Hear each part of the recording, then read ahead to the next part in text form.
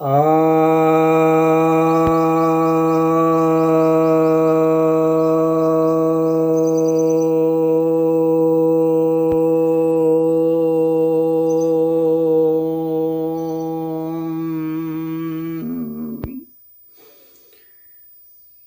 भक्तजनों को सप्रेम नमन। भक्तों, एक जिज्ञासा आई है कि देव मूर्तियों का विसर्जन क्यों किया जाता है। तो आप जानते हैं जितनी भी मूर्तियां आराधना के लिए प्रयुक्त होती हैं, उनमें से कुछ मूर्तियां होती हैं जिनकी आयु बहुत ज़्यादा होती है। प्राण प्रतिष्ठा की गई मूर्तियां होती हैं जिनकी आयु बहुत ज़्यादा होती है, लंबी आयु होती है, धातु के बने होते हैं या पत्थरों के बने होते हैं। तो वैसी जो मूर्तियां होती हैं उन्हें बहुत लंबे समय तक रखा जाता है। और कुछ जो मूर्तियां होती हैं वो मिट्टी के बनाई जाती हैं, चीनी मिट्टी के बनाई जाती हैं या चूने की बनाई जाती हैं या लकड़ी की भी बनाई जाती हैं और धातु में भी बनती हैं। तो कुछ लोहे की, कुछ तांबे की, कुछ चांदी की, कुछ सोने की, कई तरह की मूर्तियां बनाई जाती हैं, कुछ अष्ट धातु की। तो उनकी जो आयु होती है और जो आवश्यकता होती है और जो संकल्प लिया जाता है उसके आधार पर उनका विसर्जन होता है। मान लीजिए संकल्प लिया गया कि 15 दिन के लिए जो है यहाँ पर इसकी स्थापना की जा रही है, तो 15 दिन तक का जो कार्यक्रम है तो उसके बाद फिर मूर्तियों का विसर्जन हो जाएगा, या 2 दिन के लिए किया गया या 1 दिन के लिए किया गया, उसके बाद उसका विसर्जन हो जाता है। तो वह संकल्प के आधार पर है, या उसकी जो आयु है, जैसे मिट्टी की बनी हुई है तो उसे ज़्यादा समय तक रखा नहीं जा सकता, उसे विसर्जित कर दिया जाता है। क्योंकि मूर्तियाँ अगर खंडित हो जाती हैं, विखंडित हो जाती हैं, टूट फूट जाती हैं, बदरंग हो जाती हैं, तो वैसी जो मूर्तियाँ होती हैं वे ध्यान के योग्य नहीं रह जाती हैं, पूजा के योग्य नहीं रह जाती हैं। क्योंकि ध्यान आपको तभी करना है जब वह एक आदर्श चेहरा और शरीर का सौष्ठव के साथ वो एक आदर्श स्थिति बतलाता हो, उसमें मतलब कि आभा आती हो, मूर्ति की आभा आती हो, तो उसकी जब प्रतिष्ठा उसी अर्थ में मानी जाती है। यदि वह खंडित है तो आपकी एकाग्रता उसमें नहीं होगी, आपकी एकाग्रता भंग होगी, तो इसलिए वह पूजा उपासना के योग्य नहीं है। जिस तरह के हम आदर्श स्थिति कल्पना करते हैं कि समाधि की स्थिति में चेहरा कैसे होना चाहिए, नाक नक्श कैसे होने चाहिए, आंखें कैसी होनी चाहिए, ओठ कैसे होने चाहिए, शरीर की पोजीशन कैसे होनी चाहिए। तो जैसे मान लीजिए कि शिव की मूर्ति है, या भगवान कृष्ण की है, या राम की है, या भगवान बुद्ध की है, या भगवान महावीर की है, बजरंगबली की है, तो वे सब किसी न किसी अर्थ में आदर्श होते हैं। तो जिस अर्थ में आदर्श होते हैं उसी हिसाब से ही मूर्तियों के ढांचे बनाए जाते हैं। और आपका जो आदर्श है, आपको जिस स्थिति में आप जाना चाहते हैं, अपने को ले जाना चाहते हैं, तो वैसे के लिए क्या है कि वैसे ही भाव भंगिमा के साथ, शरीर की बनावट के साथ मूर्तियों का ढांचा बनाया जाता है। तब आप उसमें फोकस करते हैं, ध्यान करते हैं और कोशिश करते हैं कि ठीक वैसे का वैसा ही जो है आप में भी अवतरित हो जाए।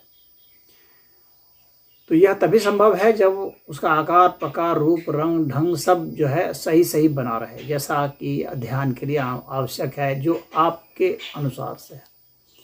अब जिस मूर्तियों की आँख फूट गई है, जिसके नाक टूट गए हैं, जिसके ओठ टूट गए हैं, या हाथ टूट गए हैं, पैर टूट गए हैं, तो ऐसे मूर्तियाँ जो हैं अब योग्य नहीं हैं कि आप उस पर धारणा करें, वो अशुद्ध हो चुकी हैं। अब उनको जो है आपको विसर्जित कर देना। तो विसर्जन करने के पीछे यह उद्देश्य होता है। तो जितने फिर उसकी आयु भी देखी जाती है और उसके बाद फिर जो है उसकी कीमत भी देखी जाती है। अब सोने की मूर्ति अगर बनी है तो थोड़ी है कि विसर्जित कर दी जाएगी, फेंक दी जाएगी। या अष्ट धातु की है तो थोड़ी फेंक दी जाएगी। उन सब की काफ़ी लंबी आयु होती है और वो काफ़ी कीमती होती है, तो उन्हें रखा जाता है। हाँ, यदि उनमें भी कुछ खंडन हो गया, कान टूट गए, नाक टूट गए, कुछ भी टूट फूट गया, तो फिर वे भी पूजा के योग्य नहीं रहेगा। भले आप उसकी कीमत के हिसाब से आप उसको भले रखे रहें या उसको फिर से पूरा गला करके ढाल करके फिर नया ढाल दें, लेकिन अब उसी अर्थ में या उसी संरचना में उसको हम नहीं रख सकते, उसकी पूजा आराधना नहीं हो सकती है। तो सार्वजनिक पूजा के लिए बड़ी बड़ी मूर्तियाँ होती हैं और घर में पूजा करने के लिए छोटी सी मूर्ति होती है, हाथ भर होती है, बारिश भर। मुख्य ध्येय यह होता है कि वह इस योग्य हो, इतना बड़ा हो कि आपको फोकस करने में, आपको पूजा करने में आराम हो, आप उसमें एकाग्रचित हो सकें, आपके भीतर में भक्ति हो, श्रद्धा हो, आह्लाद हो, उनके प्रति जो आपके इष्ट हैं उनके सारे गुणों को ध्यान में रखते हुए ही जो है आप पूजा करते हैं, ताकि वे सब गुण आप में भी अवतरित हो जाए। यदि आप में वे सब गुण नहीं आते हैं तो फिर वो तो बेकार है, फिर कोई पूजा भी नहीं। तो आपको उन सब गुणों को अपने में शामिल करना होता है।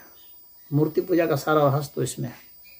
फिर दूसरी बात यह है कि मूर्ति में इतना आपको फोकस करना है कि आपको अमूर्त में चले जाना है।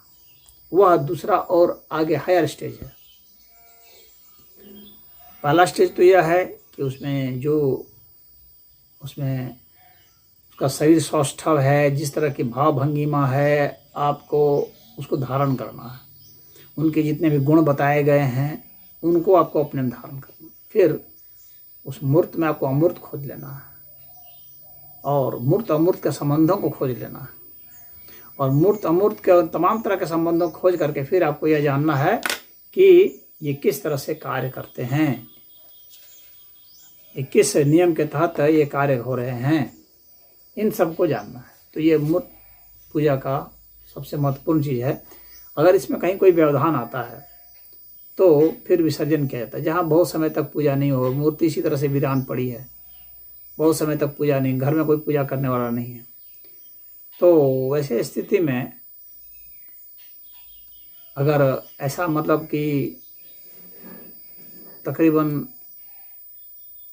अगर 2 पखवाड़े बीत जाएं, पूर्णिमा और अमावस्या बीत जाए और उसमें कोई ये साधना आराधना करने वाला नहीं है, तो फिर ऐसे को जो है विसर्जित कर देना ही उचित है, या किसी ऐसे को दे दें जो उस पर ध्यान करना चाहता हो, जो श्रद्धा के साथ उसकी पूजा आराधना कर सकता हो, ध्यान कर सकता हो, भक्ति कर सकता हो, फिर उसको वैसे को सौंप दें या फिर विसर्जन कर दें, या किसी मंदिर में भी दान दे सकते हैं यदि कोई लेने को तैयार है तो। लेकिन बिना पूजा के मूर्ति को सिर्फ एक 100 पीस के रूप में रखे रहना उचित नहीं है। 100 पीस में आपको रखना है तो आप पूजा घर में मत रखें, आप उसे अलमारी में रख सकते हैं। अलमारी में रख लें तो आपको पूजा करने की कोई ज़रूरत नहीं है। वो एक 100 आर्टिकल हो जाएगा, वो आपकी आर्ट गैलरी में चला जाएगा, तो उसका फिर वो वैल्यू बहुत कम रह जाएगा, उसकी आध्यात्मिक गुणवत्ता नहीं रह जाएगी। जब हम किसी पर फोकस करते हैं तो हम अपनी शक्ति को उसमें प्रतिष्ठित करते हैं, हमारे से वो शक्ति पाते हैं। उनकी अपनी शक्ति तो जो है जितनी है उतनी तो खैर है अपनी जगह पर, लेकिन हमारे से शक्ति उसमें जाए और फिर वहाँ से रेडिएट हो, इसके लिए ज़रूरी है कि हम उस पर ध्यान करते हैं। जब ध्यान करते हैं तो हमारी शक्ति उसमें जाती है, फिर वहाँ से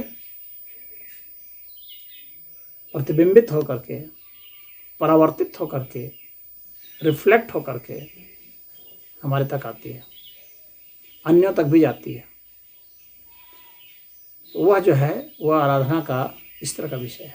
और जब ऐसा नहीं किया जा रहा है तो उसको विसर्जित कर दिया जाता है। विसर्जित करने के लिए भी कई तरीके अपनाए जाते हैं। ऐसा नहीं कि उसे सीधा सीधी फेंक दिए, उसको भी गरिमा के साथ विसर्जित किया जाता है। भस्मों में उसे लेप दिया जाता है, दूध में भी उसको धोया जाता है, मधु में धोया जाता है, गंगा जल में धोया जाता है, घी में धोया जाता है। इस तरह से धो करके, चंदन लगा करके, हर तरह का परिधान वगैरह दे करके और गरिमा के साथ, श्रद्धा के साथ भी उसका विसर्जन किया जाता है। ऐसे नहीं कि उठाया और ले जाकर के डाल दिया कहीं। तो विसर्जन करना भी एक उत्सव जैसा होता है। उसमें भी फिर प्रसाद वितरण, भोज भंडारा ऐसा सब किया जाता है, तभी होगा, अन्यथा फिर दोषपूर्ण होता है। और यह दोष जो लोग रखे हुए हैं या जो गलत तरीके से विसर्जित कर रहे हैं उनके लिए, अगर किसी को नहीं पता है तो जो विसर्जित करने वाले लोग हैं, जो जानते हैं उसके रहस्य को, विज्ञान को किस तरह से करना चाहिए, उसके तौर तरीकों को उनसे करा लेना चाहिए। तो यह है विसर्जन का सारा रहस्य जो आपको बताया मैंने। ओम